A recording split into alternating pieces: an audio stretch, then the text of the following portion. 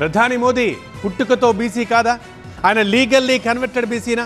తెలంగాణలో ఇప్పుడు కొత్తగా ఒక కుల పంచాయతీ రాజుకుంది, అగ్గి రాజేసింది. మొన్నటి వరకు బీసీ కులగణన సర్వే నివేదికలో బీసీల సంఖ్య తగ్గించి చూపారని రచ్చరేపింది.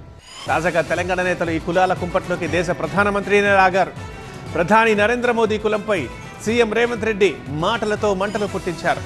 హైదరాబాద్ గాంధీ భవన్లో నిర్వహించిన కుల గణన ఎస్సీ వర్గీకరణపై పవర్ పాయింట్ ప్రెజెంటేషన్లో మోదీ టార్గెట్గా రేవంత్ చేసిన కామెంట్స్ ఇప్పుడు చర్చనీయాంశమయ్యాయి.